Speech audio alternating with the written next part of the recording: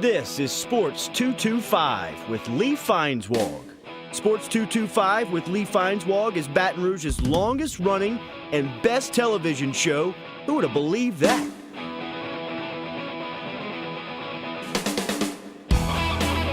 With my best friend, Lee Feinswag with the Christmas. Sports 225 is brought to you by Breck. Remember, it all starts at Breck. Now, your host, Lee Feinswag. Well, good evening on Sports 225, which normally doesn't create a big problem for when we shoot it versus when we come out. But I just got this feeling that by the time you're watching this on Thursday, hurricanes will have affected your lives and the timeliness of this show. Glenn Guilbeau is my guest, and we were both wondering if there's ever been a significant Hurricane Glenn or a Hurricane Lee. But since there is one, as we're doing this, is one brewing in the Atlantic, which very well could affect the LSU at Florida football game. Gosh, could you imagine if they moved that game to Baton Rouge? That'd be the second straight year that an away game became a home game. That's true. true. They hosted South Carolina last year. So, yeah, hopefully it dissipates, but it looks pretty strong. I've lived half my life in Louisiana. You've lived almost all your life, minus, I think a time when you went to college and then when you worked in Alabama. Right. You've lived most of your life in right. Louisiana, but certainly always in the Deep South, except for college. Do you just naturally become conditioned growing up that the weather just, messes with you here? Well, hurricanes just seem to come out of nowhere too. Like just in a couple of days, and it can just be right on you. But there's been many more hurricanes that you heard about and thought about that never happened, at least where we were, than not. But it only takes one. When you were a kid, do you remember sports ever being affected by it? Because really the first time that I remember was with Katrina and LSU having to go, play out at Arizona State, and then there was another hurricane that delayed the Tennessee game. So what are we talking? 11 years ago. Yeah. And then since then, there's been other times when it's been affected. There was that Northwestern State game that started at 10 in the morning. Still my favorite LSU football game of all time. Appalachian State. Yeah. Yeah, but at 10 o'clock in the morning is my kind of start. But Yeah. whatever. Well, this week it's at 11 a.m. But maybe they could move it up a day. I don't know. But that's just a logistical nightmare. But I remember when Bill Curry was at Alabama, there was a hurricane, and he changed the game against A&M to later in the season, and the Bama fans got all over him because they thought he should have took that hurricane on, because that's what Bear would have done. Take the hurricane on. Well, I haven't. But because it ended up not coming, right? But you have to make your decision, a big decision like that, early, so you don't know. So they make the decision, and then the hurricane turned. Well, there's so many hundreds and probably thousands of working people involved in the staging of a football game that involves over 100,000 people at a place like LSU, or in this case at Florida, and then the other schools in Florida too. We just started talking about this morning, so I haven't looked at all the schedules and I haven't looked at LSU's and Florida's schedule. Is there a mutual open date in there, and is there a time when that game could be played later on in the event that they were to postpone it because of weather? Well, Gainesville's far from it's the not coast, right on the coast, but it would be impacted. I'm wondering if maybe playing the game on Sunday would alleviate anything. But well, there's a good chance it's going to be gone from that area by then. So here's another thing: the traffic, the evacuation. That's why they moved that LSU game to 10 a.m. to facilitate the contraflow. So people could get out of the way, because that's a huge traffic issue when you're evacuating a hurricane, and you throw a football game into it. So you had to stop that. Well, I can't remember. Hurricane Rita, which came after Katrina, affected. Was that the fallout from that? No. Was that the Tennessee game? Rita moved the Tennessee game from Saturday to Monday, and traffic was part of that reason. But the one with the Appalachian State game was 2008. That was Gustav. That's it. Okay. Well, I remember when the Tennessee game got moved. Remember, of course, it was supposed to be on Saturday. And back then, Sports 225 was Sports Monday, which we did as a live show on Monday nights at 7 o'clock. That was a cool day. Yeah. So I can't remember what the exact situation was, because I'm just now recalling this. But I remember Greg LaFleur, who was the athletic director at Southern University at the time, was kind enough to come in that afternoon. We went and shot that show Monday afternoon at call it noon, 1 o'clock with Greg, put it to bed, and then aired it, of course, at the same time as the LSU football game, so nobody watched that show anyway. Yeah. And then I covered that game for USA Today, the LSU Which was Tennessee Les Miles' home opener. Yes. And what I recall from that was LSU fans throwing beer bottles that were breaking against a Tennessee bus. I just remember that part You know what of I it. remember about that too was, there was, people were still staying in hotels from Katrina, and then they were evacuating and trying to stay in hotels that weekend. And Tennessee had to fly in and fly out, which is never done. They flew in and flew out on Monday, right. and because LSU was still staying in their hotel. Yeah, Lod Cook. Yeah, So they couldn't have just stayed in the dorms and let other people stay in Lod Cook, that weekend. Oh, we have to keep our routine up. Well, nobody else is. Yeah, right, exactly. And so Tennessee flies in, beats them, and flies out. Well, we got to get out of this first segment, but think about this. His first game in Tiger Stadium, of course, his first game he coached was the Arizona State game, right? Right. And LSU wins out, but then they come home, and the Tennessee game appeared to be the most mismanaged, poorly coached game ever. And I remember thinking that day that this guy is never going to get it done. Well, it was so bad. He was lucky to win that Arizona State game. Right. Bo Pelini was awful Right. in that game. With all those defensive players, Yeah. really, Bo Pelini gave up more than 1,000 yards in his first two games with draft choices all over that roster left by Saban. I thought he was the biggest disappointment. And really, Jimbo Fisher had a bad game against Tennessee because he was the offensive coordinator, and he threw a real ill-advised pass deep in his own territory with Russell, interception, and got him back in the game. But then, funny enough, though, basically for the next decade after that, Les Miles became a Hall of Fame coach. Because he's going to the College Football Hall of Fame. He is, Yeah. right. All right. And the athletic director doesn't even take questions at the press conference when they, announce the new coach. Hall of Fame coach doesn't take questions. Unbelievable. Hold that thought. He's Glenn Guilbeau. You're at a press conference. You're not taking questions. Neither did the president. No. I felt like I was at McNeese or something. I never even introduced Glenn as being the erstwhile sports writer who covers LSU for the Gannett News Service. You can read his stuff in many media outlets in Louisiana and also USA Today, and you can see his unconventional video blog. Yes. All at theadvertiser.com, wwltv.com, LSU Beat Tweet, there you go. usatoday.com. We got to take a break. I'm Lee Feinswag at Sports 225.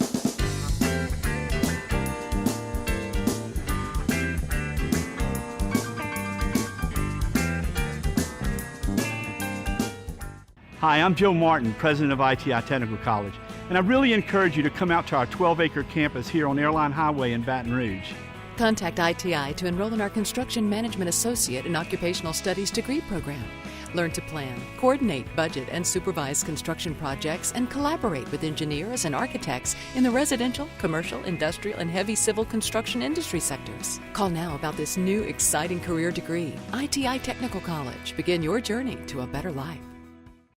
Back on Sports 225, my guest tonight is Glenn Guilbeau, who always leaves me laughing in and out of the breaks. And the whole thing's strange. So what did you learn last week? LSU played Missouri and had a big victory, scored a lot of points, got a lot of yards. Missouri, your alma mater, looked worse than any college football team I could have. I could not believe. And that was a good offense too. Oh. Very good quarterback. I mean, you got to give hands off. You got to give credit to Dave Aranda. I mean, and his defense has really been good all year. Mm-hmm. I mean, his defense has played well enough to be undefeated. So they just slammed them. And boy, you got to hand it to Coach Orgeron. I mean, he came in and just took over and brought all this new energy. And it's all true. I mean, they're buzzwords, but it's true. The team just looked on fire, and they didn't let up. They didn't take the pedal off the metal, like he said. So you couldn't have asked for a better opening night for an interim coach. Oh, he won the week for sure. His news conference when he was introduced was very good. I still am amazed when he opens his mouth. The sound that comes out of that thing, it's a voice unheard of before. It sounds like something out of a movie or a sitcom. Well, and if you were doing a movie on a football team from South Louisiana, he would be the coach. Well, he sounds kind of like he sounds like he should be the coach. Well, he sounds like the guy from the Adam Sandler movie in The Waterboy. Yeah, not that bad, but yeah, the Cajun coach. Yeah. But what he said was great. In all seriousness, I mean, he won the news conference. He did a great job. And then through the week, had a great week. The team played extremely well. And it has the potential to be a great story. It does. For LSU because he's a wonderful fit. Everybody's rooting for him. His staff, everybody, it all fits together. It does. However, give you the other side of it. Sure. He could go a good 6-2. All right, he's already 1-0 with 7 games left, plus a bowl game. It's almost impossible to think they couldn't play a bowl game. But they could go, like if they go a good 6-2, but what I mean by that the new is coach will be in the bowl game, whether it's Ed or somebody else. Okay. I would think. So they lose to Alabama. And then if the other loss is a respectable loss and the victories are all good victories. And if they play well in losing to Alabama. Exactly. There's every reason to think that Ed Orgeron could keep that job. Sure. And I think in LSU's case, it's the best case scenario. You wouldn't have to pay him $6 or $7 million. You probably could get him for $4. Yeah. You know, I wonder, did he get a raise? I'm sure he will, and I'm sure Steve Ensminger will too. That hasn't been published yet, but right. I would think that happened when they promoted Greg Studrawa to offensive coordinator when Coach Cragthorpe had to step down when he got sick. So that happens, and they kind of give him back pay sometimes when they figure it out. But I digress from all that. Yeah. So whatever. So he should. So let's just say it all works out and he gets to keep the job, and largely because of not only his success, but what you perceive will be another great recruiting class and everything hitting on all cylinders in an LSU way that seems almost like a dream. The other side of it is, though, let's just say that he can't write this, that LSU is still going to be out of these 8 games, 3 more losses, whatever, right. And the powers that be decide, well, we're going to go out and get another coach. That really ends badly for someone who everybody wants to do so well, where there's such a feel good about it, and then it becomes a very feel bad. Well, it might not become a feel bad.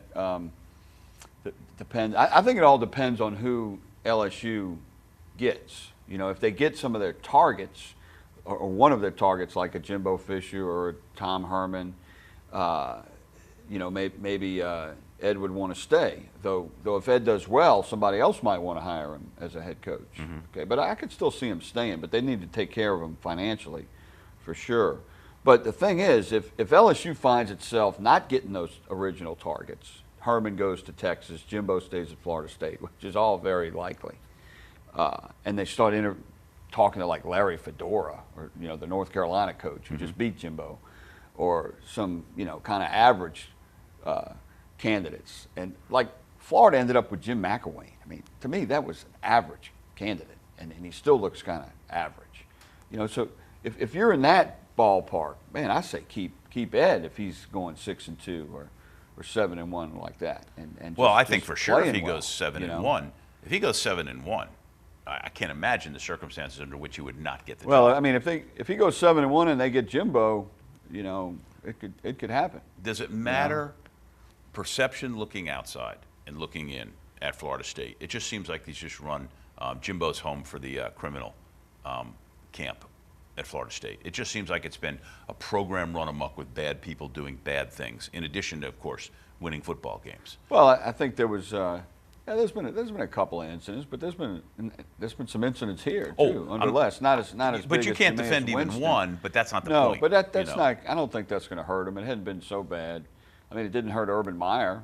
He had a bunch of criminals on his last team. He the got the Ohio last 2 State decades. job. Well, Meyer was at Florida and Mark Richt was at Georgia. Their off the field ledger was remarkable. Yeah, All right. and Rick got a job too. So I don't think that's going to affect him. Jimbo just that's that's a lateral move. He just needs some coaches. They like people in other businesses. They just want a new, a change. And that's energizing. So that would be the only reason he would leave.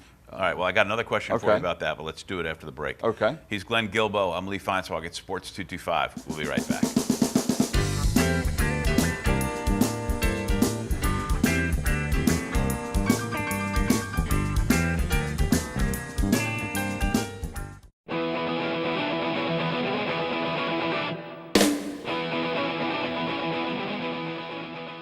Oh, hi. I was checking out Yelphi. I do it all the time, all day, because it brings me all the news I need to know in sports.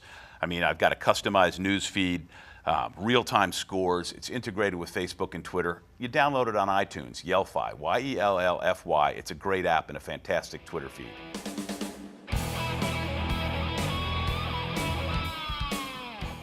All right. We're back on Sports 225. I'm hanging out with Glenn Guilbeau. He covers LSU and the SEC for Gannett News Service, and that includes multiple outlets. You're all over the place. Thank you. One thing that Les Miles did very well as a coach at LSU was, even though he inherited a program that was in very good stead, he sustained it. Sure. And No question. that's something that does not happen very often. Right. The coaches who can sustain it for a long time are rare. Yeah. I give you specifically Tom Herman at Houston. Great pedigree, great success. He's in his third year. I don't know if he can sustain a program for 5 or 6 or 7 or 8 years. Maybe that doesn't matter. And you know, there's so many cases of where guys have come into jobs and they're unproven. You're so But- vulnerable when you're looking for a coach. I mean, yeah, look at these big programs. Like I mentioned, Florida getting Yeah. McElwain. And before that, they got Will Muschamp. I mean, that was a risk too. And then South Carolina takes Will. You know, and I mean, I don't know how he's going to do. You know, you just never know. I think Jimbo has sustained the program. They're not looking great this year, Right. but he's been good over time. You know, but boy, you just don't know. And you know, Les, after those first those first 3 great years he had at LSU, you know, the program dipped in 8 and 9, Yep. and that coincided with the loss of Saban's players, and it's a fact. He inherited a tremendous amount of players. The 03 and 04 classes by Nick were 1-2 in the nation, and those guys were all over the team in 07. By 08, they're all gone. And in 09, they were average again. And Les was on the same career path as Larry Coker at Miami when he replaced Butch Davis. But then Les in 2010 and 11, he had great teams. You know, and the 11 team was probably better than the 7 team, except for quarterback. Oh, until and then until he that was team, still good for a couple of years after that. So that was, I thought that was the most successful part of him, was those 10 and 11 teams that he turned around, and you know, he beat Saban early, and if Saban wasn't in the league, he'd probably have 3 national championships. It's just some bad luck there. that team that lost to Alabama in the championship game was the greatest regular season team in history. Yeah. And had it won that game, I think you could have declared it the greatest single season team in NCAA history. I'd have no problem with that, considering of everybody who they beat. They were and so what great they on did. special teams and defense, but bad at quarterback toward the end of the season. It was amazing they were able to overcome that until the last game. Well, conversely, were you last Thanksgiving week of the opinion that he should have been fired, or how did do you recall yourself at that time? What you No, you know, recall at that's that time? funny. I know people at LSU thought I wanted him fired, but sometimes when you do stories that are about the same thing, people think, oh, well, that's what you want to happen. Well, no, I didn't want it to happen. You know, I thought it was wrong for it to happen last year, but I was still writing that it was probably going to happen. But no, I didn't think it should have happened last year, and I still don't, regardless of what happened Right. this year. It was just too quick, and you know, it wasn't right. And you know, this year was kind of quick too. But I can see both sides of this situation. The way they did it, they just kind of thought they weren't going to get any better, and this kind of helped the kids this season, and it gives them more time for their search. You know, because most of their searches have been hurried and thrown together real late, which was what the deal would have been last year. So this year they do have the luxury of time. The LSU's first game against Wisconsin, where by all agreement, LSU looked terrible in most respects. Defensively, pretty good. Yeah, and all the money people and big people at LSU were at that game. Now, they could have watched it on TV, Yeah. but that had an effect because they were all there and they were expecting this great team. Well, and as it they turned just- out, Wisconsin's pretty good. Yeah, they are. Yeah. I mean, They 4-1 with a loss to Michigan, which was a pretty tough loss this Yeah. past weekend. Yeah, and LSU lost to Wisconsin on a first down pass. You know, if I think if Les would have stayed more Les, they might have gone undefeated, because I think he and Cam, they got away from the running game. Now Fournette got hurt late in that game, but still, Geis or somebody, they were just a run or two away from field goal range and beating Wisconsin.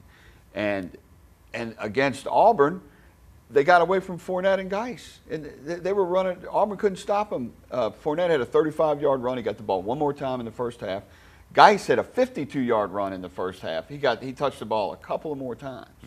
So they got away from what they were best at, and I think it cost them in both games, because everybody wants to pass. Yeah, right. No. I mean, they went 13-0 without passing too much. When you pass the ball, three things can happen, and two of them are bad. If we don't go to break, everything's bad. Okay. He's Glenn Guilbeau. We just got a couple minutes left on Sports 225. When we get back, we'll talk about the future. I'm Lee Feinswag, and go to break.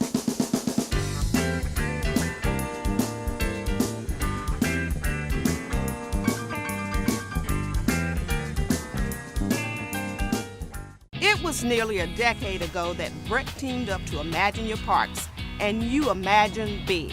12 beautiful community parks from one end of the parish to the other, one family-sized water park, and 5 other parks just for your dogs.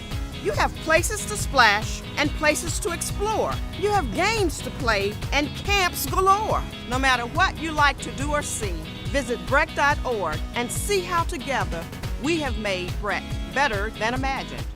All right, coming down the home stretch of this Sports 225. Not a lot of time left in this segment because we've had so much time rambling on with Glenn Guilbeau. That's true. We get a good name of the show, Rambling On. Rambling On. Thanks to Nils Breckhoff from Cox to come out of the bullpen today and direct the show. Great job, thank you. And, of course, thanks, everyone, for watching. You can see all the show times at sports225.com. We're here on Cox 4, on CST, and on the Sports 225 YouTube channel, where Sports 225 TV YouTube channel, where Glenn Guilbeau can tell all of his relatives around Louisiana to chime in. I always appreciate that you retweet and all that, Sure. All right, so what do you think's going to happen? Do you think LSU's going to be successful and Ed Orgeron's going to keep the job, or do you think that will not happen and LSU will get a new coach? Boy, I do think Ed's going to be successful. I think they're going to win. I think they're going to beat Florida. I don't think Florida's that good, but they do have a very good defense. And I think LSU is going to be better as this season ends than they were last year, because you could just see the defense gradually getting better. You could see Etling getting better, and now Orgeron and Ensminger. I think Ensminger's a better offensive coordinator than Coach Cameron. He's more attuned to the college game. He could finish 6-2 or possibly, I think. But I would be surprised if he got the head coaching job. I think they're going to find somebody to hire. Well, it would seem a shame that if they do have the kind of success we're talking about, that he doesn't keep the job, because it's such a feel-good story. I think I'd be really happy for him. I think it'd be great. And here's the other side of it. I'd like to see it. I'm just saying it's right. I don't the think it's indicator going to has happen. to be. I'd like for it to happen. Right. The indicator has to be, what will the recruiting be like? If no matter whether he's a big name or not a big name, if Ed Orgeron and his staff are able to keep LSU as a top 5 recruiting football I don't program, think you make a head coaching decision on what that recruiting class is doing that year. All right. Because all right. Well, I got to make recruiting's not the problem at LSU. I have to make my decision to tell you to go to lsubeat.com, follow Glenn at multiple outlets, and there you go. Thank you. Okay, good. Thank you for watching. Good night. At carnival time by Baton Rouge Bay, that's the site of my story. At Spanish Town Mardi Gras, things can get blurry. See the mowers marching, prizes fill the sky. This Spanish Town Mardi Gras, may it never die. Poetry was everywhere, sweet music filled the air, and just then she glanced my way next to back.